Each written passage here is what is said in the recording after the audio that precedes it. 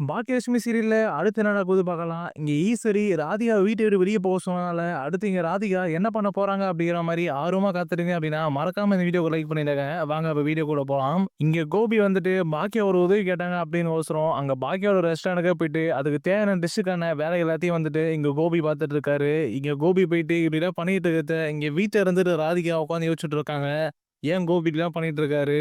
அங்க பாக்கியா வந்துட்டு ஆட்கள மட்டும் தான் கேட்டாங்க. ஆனா கோபி வந்துட்டு பாக்கியாவோட ரெஸ்டாரண்ட்டுக்கே கிளம்பி போயிட்டு, பாக்கியாக்கு தேவையான டிஷ் எல்லாத்தையும் இவரு சமைச்சு குடுத்துட்டுருக்காரு. அப்படி என்னதான் புதுசா வந்துட்டு இப்ப பாக்கியா மேல அப்படி ஒரு அக்கறை இவருக்கு வந்திருக்கு தெரியலையே அப்படிங்கிற மாரி, இங்க கோபி நெனச்சு இங்க ராதிகா வீட்ல உட்காந்து யோசிச்சுட்டு இருக்காங்க.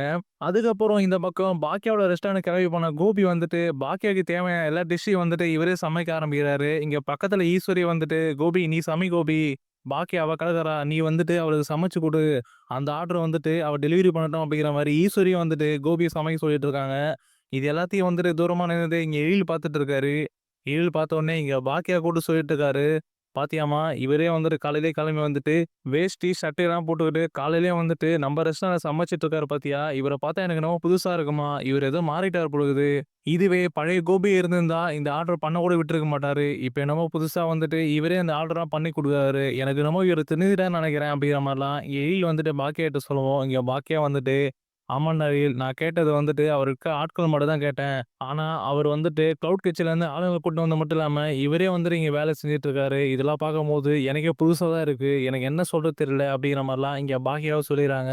"விடுமா, இவரு இப்படி இருக்கிறது நல்லது தான். இவர் நம்ம ஹோட்டலுக்கு வந்துட்டு எவ்வளோ நஷ்டத்த ஏற்படுத்தியிருப்பாரு. இப்ப அது எல்லாத்தையும் வந்துட்டு சரி பண்ணணும்னா, இவரால தானே முடியும். இவரே பண்ணிட்டு போட்டும் இதெல்லாம் பண்ற மாரி." அப்படிங்கிற மாரி எழில் சொல்லிறாரு. அதுக்கப்புறம் இங்க வந்து பாக்கியாவும் கிளம்பி போயிறாங்க. இங்க எயில் சொன்னதெல்லாம் கேட்டுட்டு, அங்கருந்து பாக்கியா கிளம்பி போயிட்டு, ஆர்டருக்கு தேவையான டிஷ் எல்லாம் செஞ்சுட்டு இருக்காங்க. அதுக்கப்புறம் அங்கருந்து கெடைமா வந்த ஈஸ்வரி வந்துட்டு, கோபிகிட்ட பேசிட்டு இருக்காங்க. "என்னப்பா கோபி, சமையல்லாம் ஆச்சா? எல்லாமே வந்து சரியா செஞ்சுட்டியா? ஆர்டர்லாம் வந்துட்டு பேக் பண்ணிடலாமா?" அப்படி கேட்கும்போது, அது கோபி வந்துட்டு, "அம்மா எல்லாமே வந்துட்டு பக்காவா செஞ்சுட்டேன்ம்மா. ஆர்டர மட்டும் டெலிவரி பண்ணிட்டா போதும். நான் வந்துட்டு பாக்கியாவோட ரெஸ்டாரண்ட்டுக்கு வந்துட்டு, பாக்கியாக்கு வந்துட்டு இப்படிலாம் பண்ணி குடுப்போம்ன்னு சொல்லிட்டு கொஞ்சம் கூட யோசிச்சு பார்க்கலாமா? எனக்கு பாக்கியாக்கு உதவி பண்ணணும் அப்படின்னா ரொம்பவே பெருமையா இருக்கும்மா. நான் பண்ண தப்புக்கெல்லாம் இதுதான் வந்துட்டு சரியான முடிவா இருக்கும்." அப்படி சொல்லிட்டு, "நான் பாக்கியாக்கு இப்படிலாம் பண்ணிட்டு இருக்கேன்ம்மா. எனக்கு இதுல எந்த கஷ்டமும் இல்ல." அப்படிங்கிற மாரிலாம் இங்க பாக்கியா பெருமையா வந்துட்டு இங்க கோபி ஈஸ்வரிட்ட பேசுவோம். இத கேட்ட உடனே இங்க ஈஸ்வரிக்கு ரொம்பவே சந்தோஷமாயிருது. பரவால்ல கோபி கொஞ்சம் கொஞ்சமா வந்துட்டு பாக்கியாவ ஏத்துக்கிறான். பாக்கியாக்காக வந்துட்டு இவ்வளோ விஷயம் பண்றானே! கோபி இப்படிலாம் பண்றது புதுசாச்சே! இப்படியே வந்துட்டு கோபி பாக்கியா கூட சேர்ந்துட்டாலே போதும். அந்த ராதிகாவ எப்படியாவது வீட்ட விட்டு வெளிய தொரத்திடலாம் அப்படிங்கிற மாரிலாம் இங்க ஈஸ்வரி கோபிய பார்த்துட்டே யோசிச்சுட்டு இருக்காங்க. அதுக்கப்புறம் இங்க கோபி வந்து சொல்லிட்டு இருக்காரு, "எனக்கு என்னமோ பாக்கியாவ பார்த்தா ஒரு மிகப்பெரிய ஆளா வருவா அப்படிங்கிற மாரி தோணுதும்மா. அவகிட்ட பெரிய ஆளுமை இருக்கு. அது மட்டும் இல்லாம எல்லாத்தையும் வந்துட்டு கரெக்ட்டா ஹேண்டில் பண்ற அளவுக்கு திறமை இருக்கும்மா. எனக்கு பாக்கியாவ பார்த்தா பெருமையா இருக்கும்மா. நான் இப்போ வந்துட்டு கஷ்டப்படுறேன். நான் ஏன் பாக்கியாவ விட்டு போனேன்னு சொல்லிட்டு, அவ்வளோ திறமையான ஆளா இருக்காம்மா. இவளும் நானும் மட்டும் சேர்ந்து ஒரு பிசினஸ் பண்ணோம் அப்படின்னா, கண்டிப்பா வந்துட்டு எங்க 2 பேரும் யாராலயும் அடிச்சுக்க முடியாதும்மா." அந்த மாரிலாம் இங்க கோபி சொல்ல, அதுக்கு ஈஸ்வரி வந்துட்டு, "அதுக்கு என்ன கோபி, நீயும் பாக்கியாவும் சேர்ந்தே வந்துட்டு இந்த ஹோட்டல் நடத்துங்க. 2 பேரும் வந்துட்டு சேர்ந்து நடத்தீங்க அப்படின்னா, கண்டிப்பா 2 பேருமே வந்துட்டு ஒரு மிகப்பெரிய லெவல்ல வருவீங்க." அப்படிங்கிற மாரிலாம் இங்க ஈஸ்வரி கோபி பார்த்து சொல்ல, இங்க கோபிக்கு சந்தோஷமாயிடுது. அதுக்கப்புறம் ஈஸ்வரி ஒரு சைடு, "சரிப்பா கோபி, நீ வந்துட்டு பாக்கியாக்கு செஞ்சு குடுத்துட்டு அந்த ஆர்டர டெலிவரி பண்ணிடுங்க. நான் வீட்டு வரைக்கும் போயிட்டு வரேன்னு" சொல்லிட்டு, இங்க ஈஸ்வரி கோபிட்ட சொல்லிட்டு அங்கருந்து கிளம்பி போயிறாங்க. இங்க நேரா போன ஈஸ்வரி வந்துட்டு வீட்டுக்குள்ள போறாங்க. வீட்டுக்குள்ள போகும்போது தான் அங்க ரூம்ல வந்துட்டு ராதிகா ரொம்பவே கஷ்டப்பட்டு ஃபீல் பண்ணிட்டு இருக்காங்க.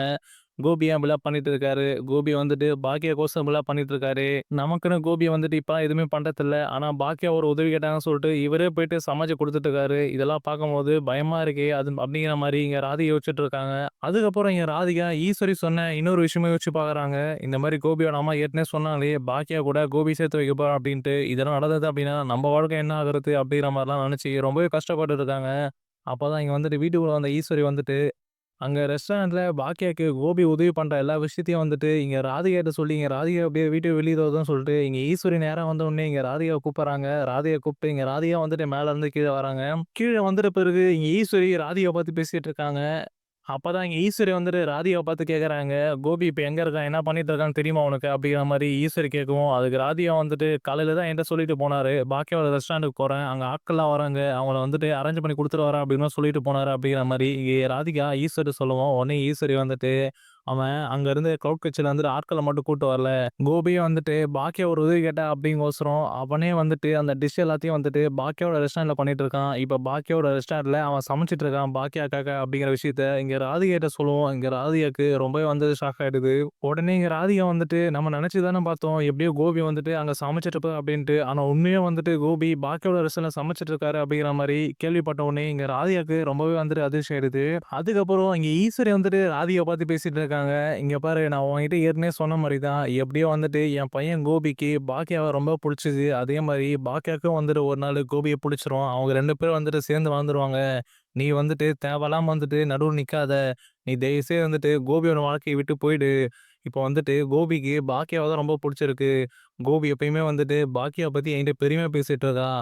இப்போ கூட வந்துட்டு ரெஸ்டாரண்ட்டுக்கு போன கோபி வந்துட்டு பாக்கியாவ பத்தி அவ்ளோ பெருமையா வந்து என்ட்ட பேசினான். பாக்கியா அங்க ரெஸ்டாரண்ட்ல பண்ற வேலையெல்லாம் பார்த்துட்டு கோபி வியந்து பார்த்துட்டு இருக்கான். அதனால தான் உன்ட்ட சொல்றேன். கோபிக்கு வந்துட்டு இப்பலாம் பாக்கியாவ ரொம்ப புடிச்சது. ஒரு நாள் வந்துட்டு பாக்கியாவுக்கும் வந்துட்டு கோபி பிடிக்கும். இப்பவே நீ வந்துட்டு கோபி விட்டு போயிடு. அதுதான் உனக்கு நல்லது அப்படிங்கிற மாரி இங்க ஈஸ்வரி ராதிகாட்ட சொல்லவும், இங்க ராதிகாக்கு அடுத்து என்ன பேச தெரியாம ஒரு மாரி தயங்கி போய் நிக்கிறாங்க. அப்பதான் இங்க ராதிகா வந்துட்டு ஈஸ்வரி பேசுறது எல்லாத்தையும் பார்த்துக்கிட்டு இங்க மனசுல நெனைக்கிறாங்க. கோபி ஏன் அப்படி பண்ணிட்டு இருக்காரு? கோபி நம்பி தான் நான் வந்தேன். இப்ப பார்த்தா அவங்க அம்மா வாயால வந்துட்டு என்ன வீட்ட விட்டு வெளிய போகாத மாரி வச்சுருவாரு போல இருக்குது. அவர் பண்றத பார்த்தாலும் அப்படிதான் இருக்கு. இப்பலாம் வந்துட்டு பாக்கியா பாக்கியான்னே சொல்லிட்டு இருக்காரு. இதெல்லாம் பார்க்கும்போது எனக்கு பயமா தான் இருக்கு அப்படிங்கிற மாரி இங்க ராதிகா மனசுல நெனைக்கிறாங்க. அதுக்கப்புறம் இங்க திரும்பியும் வந்துட்டு ராதிகாவ பார்த்து ஈஸ்வரி சொல்றாங்க, "இங்க பாரு நான் உன் நல்லது தான் சொல்றேன். நீ இப்பவே வந்துட்டு கோபி விட்டு போயிட்ட அப்படின்னா, இனி எந்த கஷ்டமும் இல்லாம போயிடலாம். ஆனா நீயும் வந்துட்டு ஒரு நாள் கோபி விட்டு போணும்னு நெனச்சீன்னா ரொம்பவே கஷ்டப்பட்டு போவ. அந்த நேரத்துல தான் கோபியும், பாக்கியாவும் சேர்ந்து வாழ ஆரம்பிச்சுருவாங்க. அதெல்லாம் பார்த்துக்கிட்டு உன்னால இருக்க முடியாது. நீ ரொம்பவே கஷ்டப்படுவ. இப்பவே வந்துட்டு கோபி விட்டு போயிடு. அதான் உன் நல்லது. நீ போயிட்ட அப்படின்னா பாக்கியாவும், கோபியும் வந்துட்டு ரொம்ப சந்தோஷமா இருப்பாங்க. நீயும் வந்துட்டு தனியா போயிட்டு சந்தோஷமா இரு. உன் பொண்ண கூட்டிட்டு போயிடு அப்படிங்கிற மாரிலாம் இங்க ஈஸ்வரி சொல்லவும், இதெல்லாம் கேட்ட உடனே இங்க ராதிகாக்கு ஒரு மாரி கண்ணெல்லாம் கலங்கிருது. இங்க ராதிகா கண் கலங்கி நிக்க, அதுக்கப்புறம் இங்க ஈஸ்வரி பேசின எல்லாத்தையும் வந்துட்டு இங்க ராதிகா மனசுல நெனச்சுட்டே வந்து அங்கருந்து கெளம்பி போறாங்க. அங்க இருந்து கண் கலங்கிட்டே போன ராதிகா வந்துட்டு இங்க ஈஸ்வரி கூப்பிடுறாங்க. என்ன எதுவுமே சொல்லாம போற அப்படிங்கிற மாரி. அப்பதான் இங்க ராதிகா வந்துட்டு திரும்பி பார்த்துட்டு ஈஸ்வரிட்ட சொல்லிட்டு இருக்காங்க. நான் எதா இருந்தாலும் கோபிகிட்ட பேசிக்கிறேன். நீங்க எதுவும் பேசாதீங்க. அது எந்த முடிவா இருந்தாலும் நான் அவர கேட்டு பேசிக்கிறேன். அவரு தான் வந்துட்டு என்ன வீட்டுக்குள்ள கூட்டிட்டு வந்தாரு. நான் அவர்கிட்ட கேட்டுட்டு இந்த வீட்ட விட்டு போகணுமா, போகக்கூடாதுன்னு சொல்லிட்டு, அவர் சொல்றத வச்சு நான் முடிவு எடுத்துக்கிறேன் அப்படின்னு சொல்லிட்டு, அங்கருந்து வந்துட்டு கண் கலங்கிட்டே வந்துட்டு அங்க ராதிகா மேல இருக்க ரூமுக்கு போயிடுறாங்க. இங்க ராதிகா மேல ரூமுக்கு போயிட்ட பிறகு இங்க அழுதுட்டே இருக்காங்க. அழுதுட்டே வந்துட்டு இங்க ராதிகா நெனச்சு பார்க்குறாங்க. கோபியோட பேச்சு கேட்டு தான் நம்ம இந்த வீட்டுக்கு வந்தோம். ஆனா கோபி ஒரு பக்கம் இப்படி பண்றது, அது மட்டும் இல்லாம கோபியோட அம்மா வந்துட்டு நம்மகிட்ட இப்படிலாம் பேசிட்டு இருக்காங்களே! பாக்கியம், கோபியும் வந்துட்டு ஒண்ணா சேர்ந்து சந்தோஷமா வாழ்வாங்க. நான் என்னமோ வந்துட்டு இவங்களுக்கு தொந்தரவா இருக்க மாரி பேசிட்டு இருக்காரு. கோபி தானே வந்துட்டு என்ன கல்யாணம் பண்ணாரு. அப்ப அவரு என் கூட தானே இருக்கும். எனக்கு அப்ப அவரு என் கூட தானே இருக்கணும். எனக்கு ஆதரவா தானே இருக்கணும். ஆனா கோபி பண்றதெல்லாம் வச்சு இவங்களே வந்துட்டு என்ன இப்படி பேசிட்டு இருக்காங்களே அப்படிங்கிற மாரி நெனச்சு, இங்க ராதிகா ஈஸ்வரி பேச அது நெனச்சு அழுதுட்டு இருக்காங்க. அதுக்கப்புறம் இங்க ராதிகா வந்துட்டு இன்னொரு விஷயமும் யோசிக்கிறாங்க. இது வந்துட்டு இப்படியே விட்டா சரியாகாது. கோபி வந்த பிறகு இது பேசியே ஆகணும் அப்படிங்கிற மாரி இங்க ராதிகா அழுதுட்டே வந்துட்டு மனசுல நெனச்சுட்டு இருக்காங்க.